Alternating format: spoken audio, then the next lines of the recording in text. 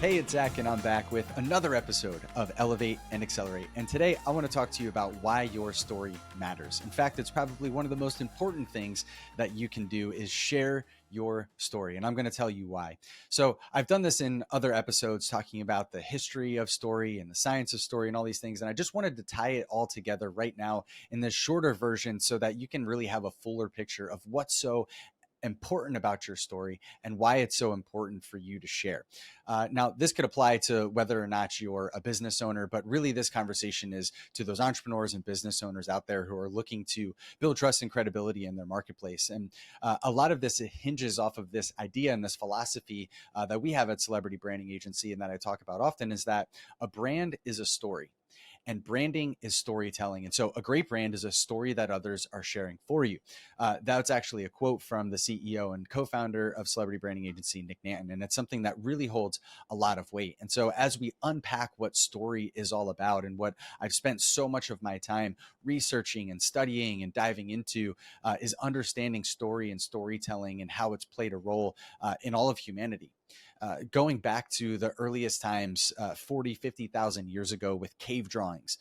These were attempts at storytelling in their own primitive way and showing future generations all sorts of things, whether it was marking a ceremonial or important cave or land or area or whatever it was, all the way up to these depictions of hunting scenes and things that began to tell the story of what types of animals you should hunt, how you should hunt them, what seasons to hunt them, because there's even drawings where they've got different fur and molting and all these different things that played into it. Again, there's historians out there who study that and know it way better than I do. But in my research, I've seen that, going all the way back to this Cro-Magnon area where visual storytelling was actually key to our survival.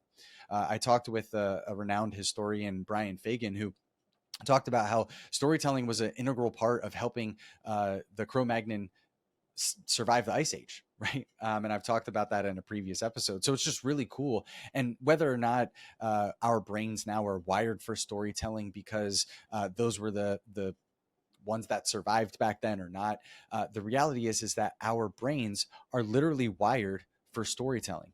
And I'll talk about that a little bit more in a moment. But as society had evolved, so did the art of storytelling. It didn't go away. And so it adapted. And from cave drawings and depictions on walls and that visual storytelling, as I call it, it transitioned more into audible storytelling and the oral traditions. And so we go back and look at the Greeks who were prolific in this, where they had these Greek gods and all these different things that would describe their natural world.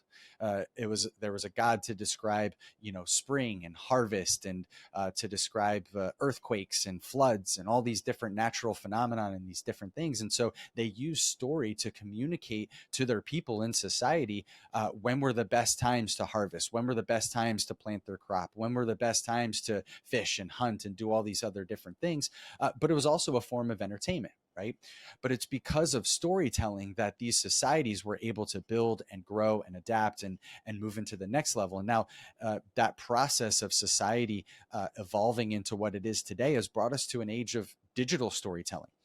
Modern media, from radio and TV and social media and the internet and virtual reality and all these other different things that connect us together, are more platforms to help us understand and share our story, to pass on information to future generations, but also to entertain and do all the things that storytelling has done over the last 50,000 years, right? And so story, in looking back over history, is really a part of who we are as humans. And then as we look further into that, storytelling has a huge impact on us chemically and scientifically as well. There were studies that came out of Princeton and other places, and talking about how storytelling, when a storyteller is telling a story and the person listening to it understands that story because it's clear, they can relate to it, there's an emotional presence and all those different factors that come in when we hear a good story, our brain waves start to become in sync with the person who's telling that story. And you think, well, cool. Like, what exactly does that mean? It's like, have you ever walked into a room and looked at somebody and for whatever reason, you just clicked? You started talking and it was like you had been friends forever, right? There's a lot of different explanations as to what that might be, but primarily and scientifically, even in that moment, it's because your brain waves are in sync. Your energy is in sync. in that moment, and that's actually been measurable. And so now what happens is that clicking is your bonding. You are connecting with that person on a deeper level. You have a level of trust with them that you have with somebody that you don't click with, right? Now, if you didn't click with somebody, there's a wall that comes up. There's a hesitation. There's all these other things that play. The same thing's true when it comes to your business and marketing. When a client tells me that they don't have a story, I tell them, I'm like, well, what do you mean you don't have a story? There's a reason why you do what you do. And I ask them further questions. It's like, well, how did you get into this business? Well, it was my dad's, right? My family started this business and I just inherited it, and I'm just carrying it on because that's what was available to me. And it's like, well, there's a lot of other people who have that similar opportunity that choose not to get into the family business. And they might not even start their own business and go and work for somebody else. And so your story is in part a reason why you chose to carry on the family business. And then there's a reason why you decided to stay in the family business and to continue to help people the way that you do. And so there's something there. There's something to uncover. There's a reason why behind all of this, right? Now, let's say that you went and started your own business, and you're like, well, I just wanted to make money, and I saw financial advisors out there, and they were making a ton of money, and so I went to school and studied finance and became a financial advisor because I was mainly interested in just making money. And it's like, okay, well, that's, sort of this surface level stuff. But why were you interested in making money? Why were you interested in pursuing finance and not something else? Why were you interested in continuing? Why do you continue to do it the way that you do it? Why have you evolved and grown in the way that you provide services for people? Why isn't it not just selling a particular product over and over again and not helping them? And that's it. It's just sort of like, get into this and I'll see you later.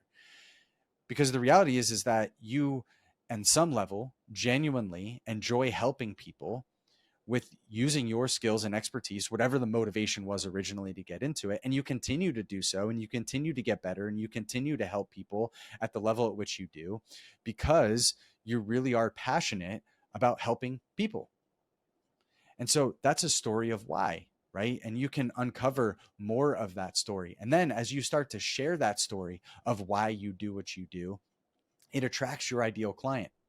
I use this example often, but like in the fitness world, for example, right? There are so many different options out there for how to lift weights, how to strength train, how to run, how to eat, how to diet, how to, X, Y, and Z, and this thing and that thing, and lose body fat and gain muscle and whatever else. And the reality is that I'm going into that conversation, if I'm looking for somebody who can help me achieve whatever goals it is that I want to, um, I'm working from a place of information, right?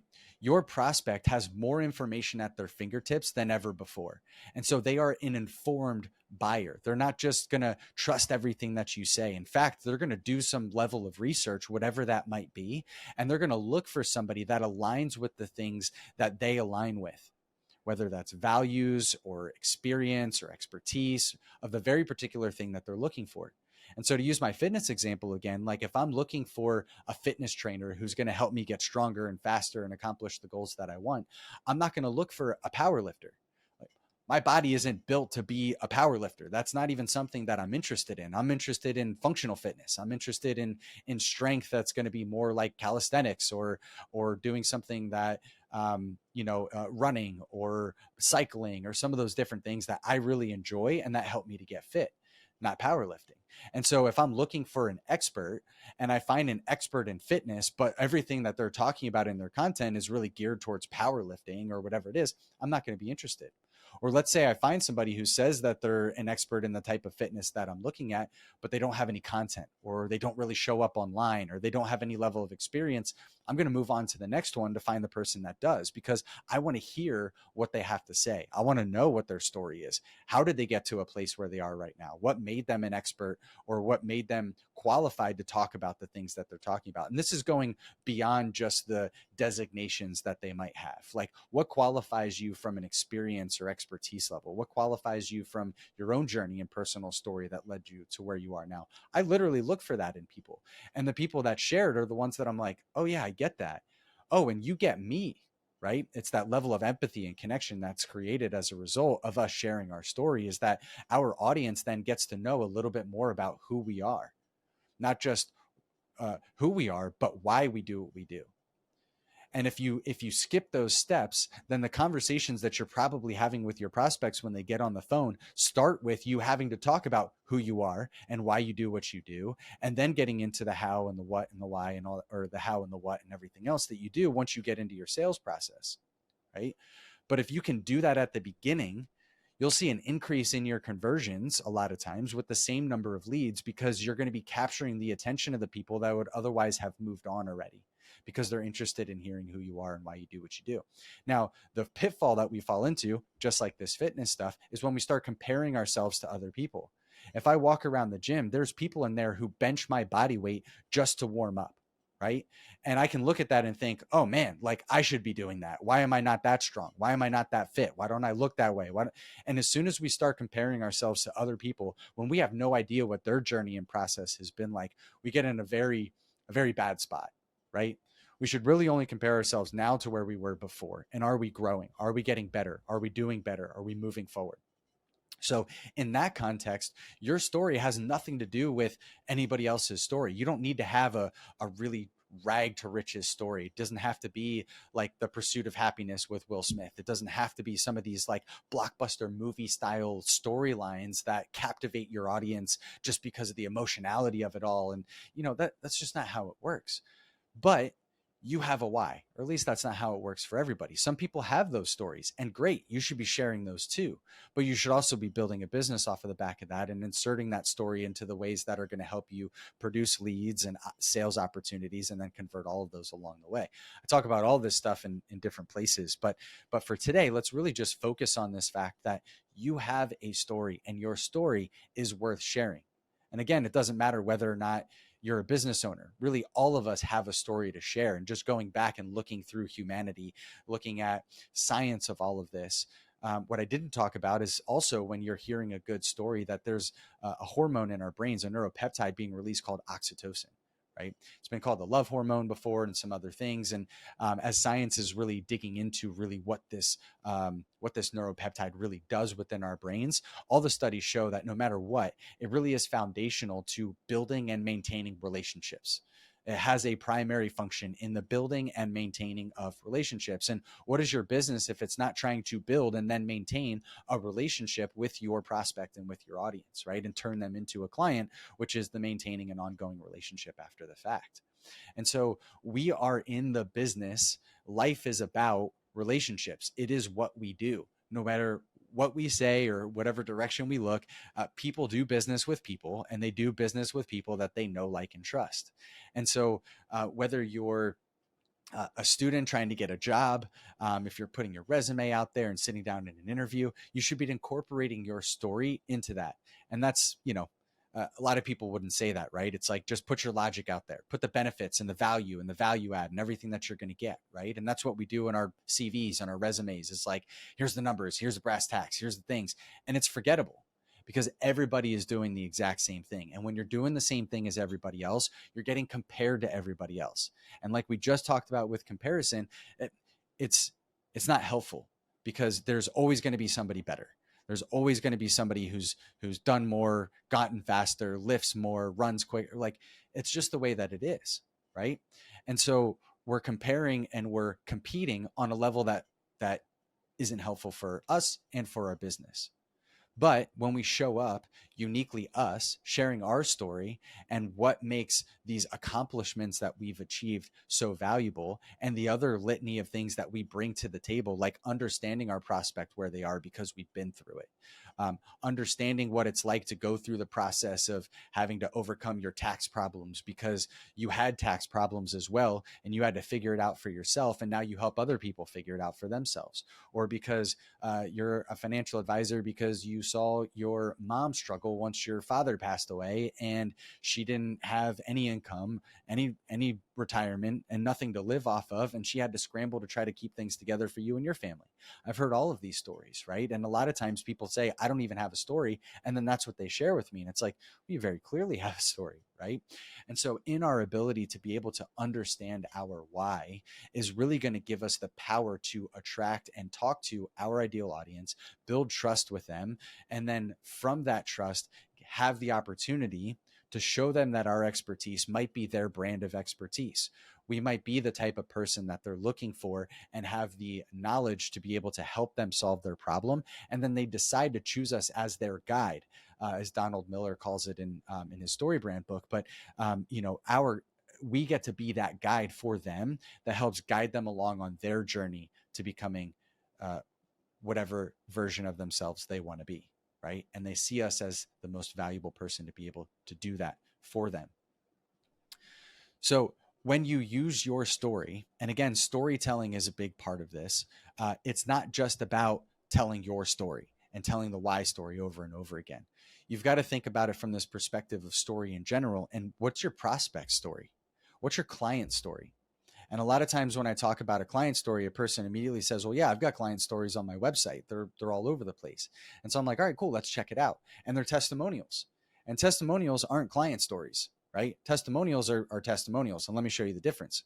So a testimonial would go something like this. Zack was really great to work with. He really took the time to understand me, and was very professional and delivered on everything that he said. And so, working with Zack was a great experience, and I definitely recommend somebody else work with him too. Great. That's a testimonial. No emotion in that, just sort of relaying their experience, right? Now, let me share with you a client story. A client story would go along the lines something more like this. Before I met Zack, or whoever, right? But before I met Zack, I was struggling with figuring out how to grow my business and really build my brand. I had no idea what my story was, and I knew that I had a story to share, but just had no idea how to do that and in what ways to do that to be the most effective. Then after talking with Zack, I realized not only does he understand story, but that in his own story, he was ashamed of his story and all these other things. And so could really understand where I was. And then helped me to not only find my story and use my story, but leverage it in my business in a way that I saw an increase in conversions at the top of my funnel and then at every stage along the way. And so now my sales are X, Y, and Z compared to what they were before. And now my business is what it was. It's humming along. I don't have to promote my business anymore. I get enough business through referrals and repeat business and people hearing about me that it's really just, it's really where I wanted to be. And I've got to thank Zack for that, whatever, kind of rambled on for a while there, but you get the idea that there's more of a plot line to this, right? The plot line of all of this coming together is that there's more emotionality. I was here and I was struggling with this. That's your prospect story, right? It's the tension before the resolution. If you think about the key elements to a story, you've got characters, you've got tension, and then you got the resolution. That's the story arc of every good story that you'll ever see. Doesn't matter what the plot line is, that's the story arc, right? And so here's the characters. It's you and me. The tension is I really wanted to be over here. That was something that I wanted. I wanted to live my life this way. I wanted my business to look like this. And I wasn't sure what the path was in order to get there. And I was stuck and I was struggling and I was working 80 hours a week and everything else. Then, right, that's the tension. Then things changed. I met so-and-so. I met this person. I met, insert your name and business here. And now my life is like this, the resolution. So in your understanding of what your prospect story is, what is that tension that they are living in? That's how you talk to them in their marketing. And you incorporate your story to show them that you can empathize and understand where they are currently living in that tension. And then be able to paint a picture for them of what it looks like on the other side, should they choose to work with you. And even if they don't choose to work with you, here's some information to help you along that path of getting to that point. Right? Giving away some of your most valuable information is the most important thing that you can do, because it shows your audience that not only you understand them and you understand what you're talking about, but that you're willing to help them get there, whether or not they choose to work with you. And how much more value is it going to be if they actually do choose to work with you, right? If you're willing to give me all of this value for free, what more am I going to get when I actually hire you? And that's the reality of the situation. And so here you are understanding your client story and your prospect story and incorporating those things at the different stages of your sales funnel at the right places at the right times so that you can have the greatest impact in increasing your sales conversions. Again, even if you didn't change your marketing, same number of leads, but an increase in conversions will exponentially grow your bottom line, right? And that's what story is all about. And that's the story of all of this, right? And that's what I hope that you came to understand today. So, short video, not a lot going on here, but something that I am really passionate about and wanted to share with you. And in summary, it is simply this: you have a story to share, and storytelling is a part of who we are as humans. And it is scientifically wired into our bodies, chemically, emotionally, physiologically, and everything else, right? And so by sharing your story, you are carrying on the traditions of who we are. And in fact, if you really do see that and understand that, it's almost important for you as a human to share your story, to pass on your wisdom to future generations that they can build on and grow on, even if it's just your family, even if it's just your siblings, even if it's just your friends or whoever it might be. We all have unique skills and gifts. Not a single person has lived the same life as you. Not a single person has gone through the same experiences that you have. And it is because of your story and because of that journey that you are uniquely qualified to serve your ideal client. And it all starts with you being able to understand and share your story and to encapsulate that why in a way that really has the greatest impact on your audience so that they can know you, like you, trust you, and want to do business with you. So that's all I got for you today. Thank you so much for your time. I appreciate you spending it with me. Hopefully you found some value in this and some key takeaways in helping you to be able to share your story. I've got some other episodes talking about how to craft your story as well, if you want to look further into that. Always open for you to reach out as well. Happy to help however I can. If you did find a value, please like, share, subscribe, do all those fun button clicky thingies, and I appreciate it. Until next time, keep elevating and accelerating. Cheers.